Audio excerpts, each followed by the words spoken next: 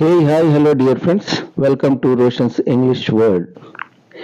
ఇవాల్టి వీడియోలో మనము ఇంగ్లీష్ గ్రామర్ పార్ట్ అయినటువంటి చాలా ఇంపార్టెంట్ అండి ఇది ఆర్టికల్స్ గురించి తెలుసుకోబోతున్నాం. దీని డెఫినేషన్ కనుక మనం చూసుకున్నట్లయితే an article is a short monosyllabic word that is used to define if the noun is specific or not. ఏమంటున్నాడండి ఇక్కడ ఆర్టికల్ అనేది ఒక చిన్న మోనోసిలబిక్ అంటే ఏంటి ఒకే శబ్దాన్ని ఇచ్చేటటువంటి ఒక పదము. దేనికి ఉపయోగిస్తాం దీన్ని అంటే అక్కడ ఉన్నటువంటి ఆ వాక్యంలో అంటే ఆ ఆర్టికల్ ఎక్కడైతే వాడుతున్నామో దాని తదనంతరము దాని వెంబడే వచ్చేటటువంటి నౌను అది స్పెసిఫికా కాదా అనే దాన్ని తేల్చుతుంది. మరి ఈ ఆర్టికల్స్ రెండు రకాలుగా ఉన్నాయండి. ఒకటి డెఫినెట్ ఆర్టికల్, రెండవది ఇండెఫినెట్ ఆర్టికల్. ముందుగా మనము డెఫినెట్ ఆర్టికల్ అంటే ఏంటి, దాన్ని ఎక్కడ వాడాలి అనే దాన్ని చూద్దామా. ముందుగా డెఫినెట్ ఆర్టికల్కి డెఫినేషన్ కనుక మనం చూసుకున్నట్లయితే a definite article is used to determine something that is specific or particular. It is also used before plural nouns and to indicate the superlative degree of comparison. Furthermore, it can be used before collective nouns as well. అంటే ఏంటండి definite article అనేది సరే అండి దా అంటాం, the అంటాం కదా, దీన్ని definite article అని అంటాం.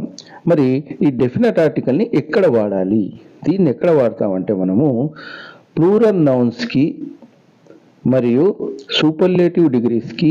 మనం డిగ్రీస్ చెప్పుకున్నప్పుడు మళ్ళీ వాటి గురించి నేను స్టెప్ బై స్టెప్ చెప్పుకునే దానిలో భాగంగా దశల వారీగా మీకు అర్థమయ్యే రీతిలో ఈ స్టెప్స్ ఫాలో అవుతూ చెప్తున్నాను.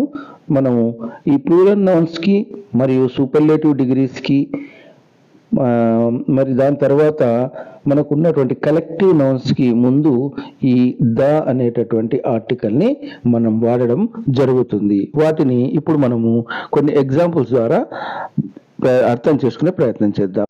ఇక్కడ చూడండి, మొదటి ఎగ్జాంపుల్ ఏముంది, the sun sets in the west. The sun sets in the west అన్నాడు. ఇక్కడ సన్ మరియు వెస్ట్ అనేవి ఖచ్చితత్వం ఉన్నటువంటి నౌన్స్. సన్ అంటే సూర్యుడు ఒకడే ఉంటాడు, వెస్ట్ అంటే పడమర, అది మనకు ఖచ్చితత్వం ఉంది, సూర్యుడికి ఖచ్చితత్వం ఉంది. ఇవి రెండు ప్రాపర్ నౌన్స్ కావడం వలన వాటి ముందు మనము ద అనేటటువంటి డెఫినెట్ ఆర్టికల్ని వాడడం జరిగింది. నెక్స్ట్ ఎగ్జాంపుల్ చూడండి, ఇక్కడ the children are playing cricket. ఇక్కడ ద అనేది ఎక్కడ వచ్చిందండి, చిల్డ్రన్ ముందు వచ్చింది. చిల్డ్రన్ అనేది ప్లూరల్, బహువచనము. ముందే చెప్పుకున్నాం కదా కండిషన్లో మనము ప్రాపర్ నౌన్స్కి ముందు లేదా ప్లూరల్ ఫామ్కి ముందుగా ఈ ద అనే ఆర్టికల్ వస్తుంది. నెక్స్ట్ ఎగ్జాంపుల్ చూడండి, this is the world's longest river. ఇక్కడ సూపర్లేటివ్ డిగ్రీని తీసుకున్నాం. సూపర్లేటివ్ అంటే ఏంటి అండి, మనము అత్యున్నతమైనది, అతి గొప్పది అని చెప్తుంటాం కదా, టాలెస్ట్, హైయెస్ట్, క్లెవరెస్ట్ అంటుంటాం కదా, అలాంటి వాటి ముందు సూపర్లేటివ్ డిగ్రీ ముందు ఆ నౌన్కి ముందుగా ద అనే ఆర్టికల్ని వాడతాం. చివరి కండిషన్ చూడండి, the crowd song along with the band. Collective noun ఇక్కడ వచ్చింది. ద క్రౌడ్ అంటే ఏంటి అండి, పెద్ద సమూహము, గుంపు. ఆ గుంపు అనేది రకరకాల వ్యక్తులతో కూడుంటుంది కదా, మళ్ళీ అలాగే బ్యాండ్ అనేది కూడాను ఒక కలెక్టివ్ నౌన్ కనుక వాటి రెండిటి ముందు కూడా ఇక్కడ మనకి ద రావడం జరిగింది. అర్థమైంది కదండి. 4 కండిషన్స్ ఉన్నాయి, బాగా గుర్తుపెట్టుకోండి. మనకి డెఫినెట్ ఆర్టికల్ని వాడే సందర్భాలు ఎప్పుడు అంటే అది ప్రాపర్ నౌన్ అయినా అయి ఉండాలి, లేదా ఆ నౌన్ ప్లూరల్ ఫామ్లోనైనా అయి ఉండాలి, లేదా దానిలో సూపర్లేటివ్ డిగ్రీ అయినా వాడి ఉండాలి, లేదు అంటే ఆ నౌన్ అనేది కలెక్టివ్ నౌన్ అయి ఉండాలి. అలాంటి సందర్భాల్లో మనం ఏం చేస్తామండి, ద అనే ఆర్టికల్ని వాడతాం.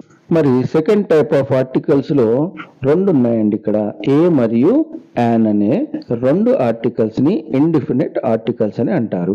ఈ రెండిటిని ఏకవచనంలో ఉన్నటువంటి వాటికి కౌంటబుల్ నౌన్స్ కి వాడడం జరుగుతుంది, సింగులర్స్ కి.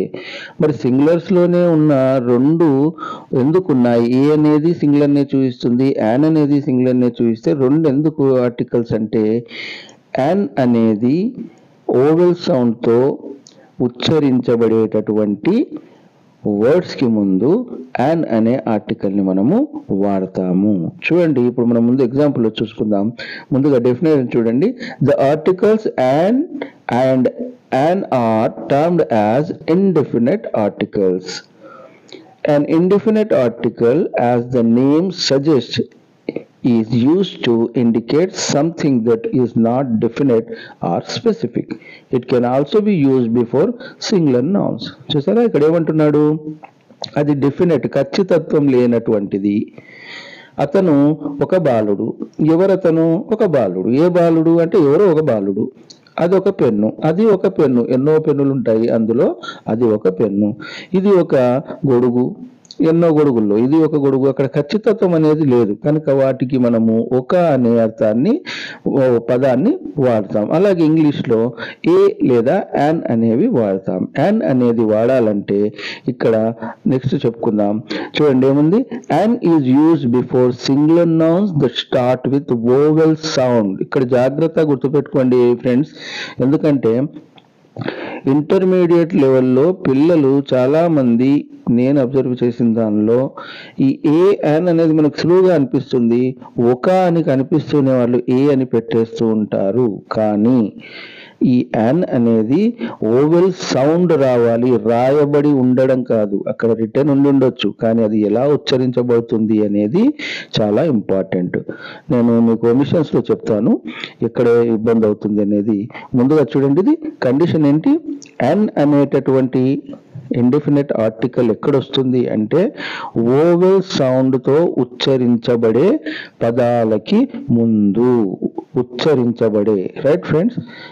నెక్స్ట్ చూడండి, ఇక్కడ మనము ఎగ్జాంపుల్ చూసుకున్నట్లయితే, I had an apple for breakfast.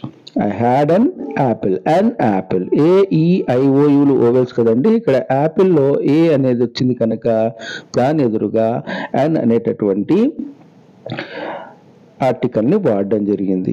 Next చూడండి, do you have an eraser? Do you have an eraser. AE అన్నాం కదా, ఈ అనేటటువంటి ఓవెల్తో వచ్చింది కనుక ఎరేజర్, దాని ఎదుట కూడా యాన్ అనేది వాడబడింది. డూ యూ హ్యావ్, నీ దగ్గర ఒక ఎరేజర్ ఉందా? I saw an aeroplane. Aeroplane A అనే దాంతో మొదలైంది కనుక ఉచ్చరించబడుతుంది కనుక యాన్ అనే ఆర్టికల్ వచ్చింది. She came before half an hour. ఇక్కడ చూడండి, బాగా చూసుకోండి, ఇక్కడ she came before half an hour. అవర్లో దీన్ని హవర్ అనవండి, రాయడం హెచ్ రాసి దాన్ని సైలెంట్ గా మనం పలుకుతాం కనుక అవర్ అవుతుంది. AEIOUల్లో ఓ ఉంది కనుక ఈ హెచ్ ని మనం పలకటం లేదు కనుక, ఇంతకుముందే అన్నాం కదా ప్రొనౌన్స్ అన్నాం, ఉచ్చరిస్తే దేన్ని ఉచ్చరిస్తున్నాం? హెచ్ రాసి ఉన్నప్పటికి కూడా ఓనే ఉచ్చరిస్తున్నాం కనుక దీనికి ఎదుటిగా అన్ అనేది వచ్చింది. మనకు చాలా మంది, మనకి ఈవెంతో మన ఊళ్ళలో ఇల్లిటరేట్ పీపుల్ అయినా లేదా ఇంగ్లీష్ పట్ల ఏమాత్రం పరిజ్ఞానం లేకపోయినా హాఫ్ అన్ అవర్ అయిందిరా నేను వచ్చి, హాఫ్ అన్ అవర్ నుంచి ఎదురు చూస్తున్నాను రా అంటాడు. యాన్ అనే ఆర్టికల్ ని మనకి తెలియకుండానే ఇక్కడ ఉపయోగిస్తున్నాం. నెక్స్ట్ చూడండి, my father is an intelligent man. My father is an intelligent. I వచ్చింది ఇక్కడ, ఐ అనేది వచ్చింది. మరి అలాగే ఫ్రెండ్స్, యూతో మొదలయ్యే పదాలన్నిటి ముందు కూడా మనకి ఏ ఆర్టికల్ రావాలండి? యాక్చువల్గా AEIOU అంటే అది ఓవెల్ కనుక దాని ఎదురుగా ఎన్ రావాలి. మరి మనకి యూనివర్సిటీ అనే వర్డ్ ఉంది, దేంతో స్టార్ట్ అవుతుంది? అది యూతో స్టార్ట్ అవుతుంది. మరి దాని ఎదురుగా అండ్ రావాలా అంటే రాదు. ఎందుకంటే అక్కడ ఉండేటటువంటి యు మనము YUలా ఉచ్చరిస్తున్నాం. YU అది కాన్సోనెంట్ కదండి వై అనేది. మరి ఆ శబ్దంతో ఉచ్చరిస్తున్నాం కనుక యు అనేది వయు యు లాంటి శబ్దాన్ని ఉత్పత్తి చేస్తున్నప్పుడు దాని ఎదుట ఎన్ అనేది రాదు. మరి అలాగే ఏ అంటే దీనికి ఎగ్జాంపుల్స్ ఉన్నాయి, చాలా ఎగ్జాంపుల్స్ ఉన్నాయి. మనకు వీడియో లెంత్ కాకూడదని నేను ఎగ్జాంపుల్స్ ఇక్కడ మీకు స్లైడ్లో చూపించట్లేదు. మీరు ఏ ఎన్ రానటువంటి ఒక అనే అర్థాన్ని ఇచ్చేటటువంటి అన్ని పదాల ముందు కూడా ఏ మనము వాడవచ్చు. This is a pen, that is a dog, she is a girl, he is a boy, there is a house, this is a flower. ఇలా మీరు ఎన్నైనా చెప్పుకోవచ్చు.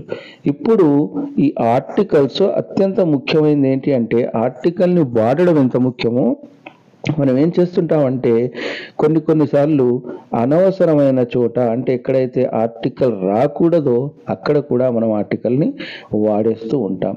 చూడండి, ఉదాహరణకి Delhi is the capital city of India. Delhi ముందర మనకి ఇక్కడ ఎలాంటి ఆర్టికల్ని వాడలేదు. మళ్ళీ అలాగే ఇండియా ముందు కూడా ఎలాంటి ఆర్టికల్ వాడబడలేదు. ఎందుకు వాడబడలేదు అంటే ప్రాపర్ నౌన్కి ముందు ఆర్టికల్ని వాడరాదు. ఢిల్లీ, ఇండియా అనేవి రెండు కూడా ఖచ్చితంగా మనకు అవి తెలిసినవి ప్రాపర్ నౌన్సే కనుక వాటి ముందు మనకి ఏ ఆర్టికల్ కూడా రాలేదు. మరి అలాగే article not used before languages. భాషలు అనే భాషలను తెలియజేసే పదాలు ఏవైనా వస్తే వాటికి ఎదురు కూడా అంటే ఆ భాషలకు మనము ఆర్టికల్ని వాడరాదు. ఉదాహరణ చూడండి, ఇక్కడ I learn Japanese with in a year. I learn Japanese with in a year. నేను జపనీస్ భాషని 1 సంవత్సరంలో నేర్చుకున్నాను. 1 సంవత్సరం అన్నాడు కనుక అక్కడ ఏ వచ్చింది, ఒక అనే అర్థాన్ని ఇచ్చింది. The Japanese, and Japanese, a Japanese అని మనం ఇక్కడ అనట్లేదు, అనకూడదు.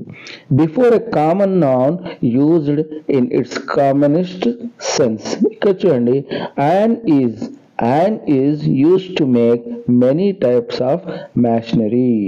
ఏమంటున్నాడు ఇక్కడ, ఇనుము అనేది చాలా రకాలైనటువంటి యంత్రాలను తయారు చేయడానికి ఉపయోగపడుతుంది. మరి ఆయన ముందల ఎలాంటి ఆర్టికల్ ఇక్కడ మనము వాడలేదు. ఎందుకు వాడలేదు అంటే అది ఒక కామన్ నౌన్, దట్టు దాన్ని ఎలా ఉపయోగిస్తున్నాం మనము కామనెస్ట్ సెన్స్, అతి సాధారణం. ఇనుము దేనికి పనికొస్తుంది అంటే ఇనుప వస్తువులు చేయడానికి పనికొస్తుంది. దీనికి పెద్ద పరిజ్ఞానం అవసరం అండి ఈ మాట చెప్పడానికి మనము. కనుక ఇక్కడ మనం ఎలాంటి ఆర్టికల్ వాడలేదు. Subjects such as maths, biology, economics లాంటి సబ్జెక్ట్స్ ముందు కూడా మనము ఎలాంటి ఆర్టికల్ని వాడకూడదు. అర్థమైంది కదా? ఓకే. మరి అలాగే ఈ ఆర్టికల్స్ ఎక్కడ రావంటే when a common noun is written in pairs we omit articles from it. అంటే ఏంటండి, కామన్ నౌన్ ని మనం ఉమ్మడిగా వాడుతుంటాం. అక్క, చెల్లెలు, అన్న, తమ్ముడు, అది ఇది అంటుంటాం కదా. అలా ఉమ్మడి పదాలు వచ్చినప్పుడు అవి కామన్ నౌన్ అయి ఉన్నప్పుడు అక్కడ మనం ఆర్టికల్ ని వాడకూడదు. ఫర్ ఎగ్జాంపుల్ చూడండి, both brother and sister are exceptional students. Both ఇద్దరు, అన్న, చెల్లి. ఇక్కడ ఒక అన్న, ఒక చెల్లి అనేది మనం వాడలేదు. చూసారా, ఇక్కడ ఎలాంటి ఆర్టికల్ మనకి వాడలేదు. We don't use articles before plural nouns use to denote a class. Plural nouns ఒక జాతిని మనము బహువచనంలో తీసుకున్నప్పుడు వాటి ఎదురుగా కూడా ఎలాంటి ఆర్టికల్ రాకూడదు. ఒక ఎగ్జాంపుల్ చూడండి, oranges are suppose to be rich in vitamin C. Oranges అనేవి, ఆరెంజ్ పళ్ళలో సి విటమిన్ పుష్కలంగా ఉంటుంది. పళ్ళు అంటే ప్లూరల్ కదండి, అందుకు ఇక్కడ మనము ఎలాంటి ఆర్టికల్ని వాడలేదు. కనుక ఇది ఈ ఆర్టికల్స్కి సంబంధించినటువంటి ఒక క్లియర్ ఇన్ఫర్మేషన్. వీటిలో మనం ఆర్టికల్స్ అంటే ఏంటి, ఆర్టికల్స్లో ఎన్ని రకాలుగా ఉంటాయి, వాటిని ఏ సందర్భాల్లో ఏ ఆర్టికల్ని వాడాలి, అలాగే ఎలాంటి సందర్భాల్లో మనము అసలు ఆర్టికల్స్ని వాడకూడదు అని ఈ క్లాస్లో మనము చెప్పుకున్నాం. మీ అందరికీ అర్థమై ఉంటుందని భావిస్తున్నాను.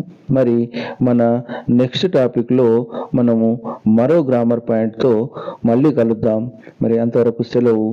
మీకు ఈ వీడియో నచ్చినట్లయితే లైక్ చేయడం, కామెంట్ చేయడం, షేర్ చేయడం, సబ్స్క్రైబ్ చేయడం మర్చిపోకండి. And until then, goodbye, take care, have a nice day. Thank you for watching.